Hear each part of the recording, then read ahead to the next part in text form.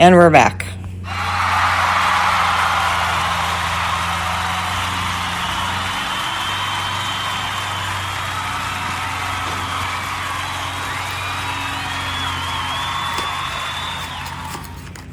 I wish people clap like that for me in real life. Maybe they do, like, at parties when they make a joke at my expense. And anyways, so we ended up on the Kate Moss thing, and why can't we bring in her domestic violence arrest from beating up her ex-wife? They did mention it, but she said, oh, it was a misunderstanding and nothing really happened. She did go to court. Charges were dropped by her ex-wife. And that was probably a domestic violence situation where she was the aggressor, and the ex-wife might have been afraid to say something so that she didn't get her ass kicked again.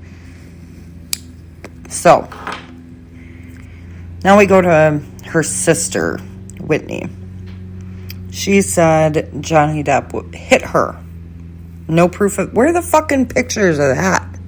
And this motherfucker has a cast on from getting his finger reattached. So he has a cast on. He's somehow pulling Amber Heard's hair and punching her sister. All with a cast on. If this bitch was hit with a cast, there definitely would have been some bruises. And to bring it back to Amber Heard supposedly getting punched, this motherfucker wears rings as big as his knuckles. And these rings go up to his knuckles. That would do some mega damage to your face. I mean, whatever. Well, we'll get into all this at the end. So her sister said he was hitting her, so hitting Whitney. There's no proof of that. And Amber Heard didn't say he was hitting his sister. Now her sister said she was rarely sober, you know, so she would do drugs with Johnny Depp. And she said she was rarely sober. But like I said, why no bruised pics of her sister? You're taking all these pictures of yourself, not of your sister getting beat up. Oh, and by the way, her sister moved out because she got in a fight with her sister. So, and I think they're getting ready to call a rebuttal witness. I think her name is Jennifer Howell. She's the one that Whitney moved in with after Amber kicked her out. She's saying it was because of the Johnny Depp situation. But, so, on to the cop thing. They brought a chief of domestic violence on. And she said, listen, we assess the situation, and if we feel there's danger there, we're going to do something about it. You know, and why would these 4 cops lie? Just 4 cops just lying. Let's all get our story together because it's Johnny Depp. We don't want to... It's Amber Heard. You know, she's not as famous, but her star was on the rise. It's not anymore because she's nuts. Sorry, hitting the Red Bull. And they both looked at her. No damage to the apartment. No injuries on her face. She tried to twist it, though. Cops aren't going to lie. I know you can say, oh, it's the LAPD. Of course they lie. Of course some cops lie. Why would they lie about that? If she was in that kind of danger, cops have dismissed, or I don't want to say dismissed, but domestic violence victims have said, nope, nothing wrong here, and then they end up dead the next day. The cops kind of have to take them at their word. If you see nothing, they can't sit and babysit you for 24, 48 hours to be like, well, let's see if something happens. You got to go on their word. And the fact that she had no bruises, no damage to her face or her body or anything like that. So, another thing with Australia is you see that Johnny Depp wrote on a mirror in black. I don't know. I think it's like black paint. But yet there's this red lipstick writing that's completely different from his writing. So he didn't write it. Only other person in the house was her. But she won't admit to writing it. I don't know who wrote that. Oh, well, some other woman must have broke in, took your red lipstick, and wrote on the mirror. That must be the only logical conclusion. Why wouldn't you just admit to writing it? What harm are you doing by saying, yep, I wrote that? He said something mean about me on the mirror, so I wrote something mean back. So like I said, she said he hit record on her phone for 5 hours, but there's nothing in evidence because she didn't turn it over. And she said it was a hostage situation in Australia, but it was him telling her to leave. Oh, fucking leave, bitch, you're crazy. And when he uses the word monster, when she uses the word monster, and even his friend says he uses the word monster, I perceive that as having, doing drugs and yelling. Maybe being an asshole. I mean, totally I was such an asshole, and I'd probably categorize it as a monster. Because I was such a fucking asshole in my 20s. I would challenge anybody to a fight. I'd never hurt any of my family or friends. I'd never make them lie for me. I'd be like, yep, I did that. And, I would call that a monster. As someone's attitude. Throwing things and being angry and punching the wall is not domestic abuse. Unless they're throwing things at you, punching you, that's domestic abuse. Me coming out in my garage and maybe punching something or throwing something, I'm not abusing anyone but my garage. If my garage wants to press charges, then we'll see what's up. So, this is, a distraction from what's going on in Ukraine, but we all still need to pay attention to that, what's going on there in Ukraine. So I hope everybody's still donating, still watching the news, still paying attention to what's going on in the Ukraine. I just wanted to slip that in there. I know this is about stupid people and their rich people problems, but it is a distraction. So to get into it, I have borderline personality disorder and ADHD. So in my experience with borderline personality, it's kind of overspending, jealousy. I always thought my husband was cheating on me. A lot of anger, blame everybody but myself. I'd punch holes in the wall. I never was violent with my husband or my children. Never.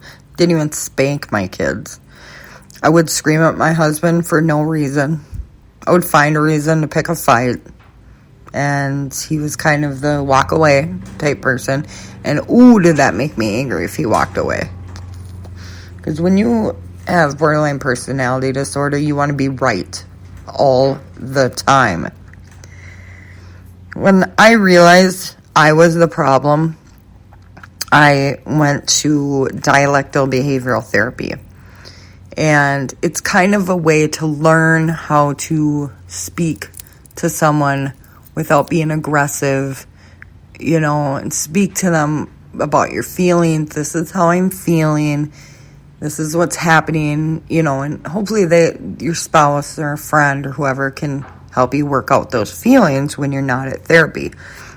You're supposed to graduate DBT therapy in 4 months. I was there for a year and a half.